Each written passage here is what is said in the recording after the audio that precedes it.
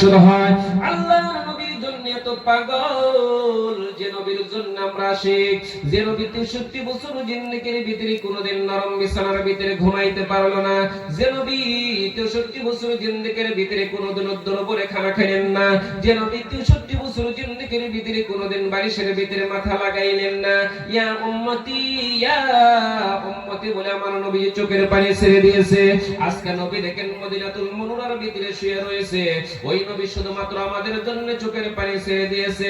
নবী নাই সে নবীর সঙ্গে যদি আমরা প্রেম করতে চাই, ভালোবাসা করতে চাই, আল্লাহ পবিত্র কোরআনের মধ্যে ঘোষণা করে দিয়েছে, কুল ইন কুনতুম তুহিব্বুনাল্লাহ ফাত্তাবিউনি ইউহিব্বুকুমুল্লাহ ওয়া ইয়াগফির লাকুম যুনুবাকুম আল্লাহু গফুরুর রহিম। হে হাবিব, তুমি তোমার উম্মতদেরকে তুমি শোনায়া দাও, তোমার উম্মতদেরকে তুমি জানায়া দাও, তোমার কোন উম্মত যদি আমি আল্লাহর সঙ্গে প্রেম করতে চাই, ভালোবাসা করতে চাই, আগে জানি তোমাকে তোমার উম্মতের অনুসরণ করে নাই, বলেন সুবহানাল্লাহ।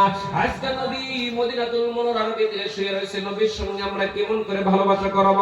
তার কারণে আল্লাহ তাআলা আমাদেরকে এত সুন্দরভাবে লিখে দিয়েছে, নবীজির ঘর যে এলাকার মধ্যে রয়েছে, নবীজির বাড়ি যে মধ্যে রয়েছে, ওই গ্রামের মানুষ কখনো আল্লাহর জাহান্নামে যাইতে পারে না। বাবা আপনাদের অঞ্চলের ভিতরে যতগুলো কবরস্থানের মধ্যে বান্দা রয়েছে, সব কবরস্থানের জন্য সৌভাগ্য নসিব, কারণ হলো প্রত্যেকটি কবরস্থানের মধ্যে আল্লাহ তাআলা আজকে দেখেন ধর্মীয় জলসা পেতেছেন। নবীর ঘরের ভিতরে যখন কোরআনের কথা শুরু হয়েছে, আল্লাহ সব কবরের ভিতরে তিনি মানুষ তাকায় আছে, কারণ হলো নবীদের ভালোবাসা প্রেমিক এই গ্রামের মধ্যে রয়েছে, নবীদের ঘরের প্রতি ভালোবাসা রয়েছে।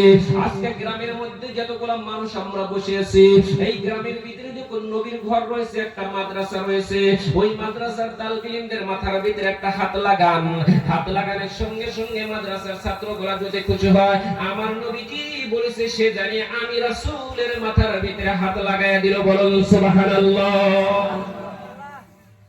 আজকে দেখেন নবীদের সঙ্গে আমরা প্রেম করতে পারি না, নবীদের জন্য আমরা পাগল। আজকে ওই নবীর সঙ্গে আমরা যদি প্রেম করতাম, নবীজিকে যদি দেখতাম, অন্তর ভরে ভরে আমরা তাকে চুম্বক দিতাম। আজকে নবী নাই, নবীজির একটা করে ঘর আমার এলাকার মধ্যে ফুটছে, কারণ আমার এলাকার মধ্যে আল্লাহ নবী পছন্দ করেছেন।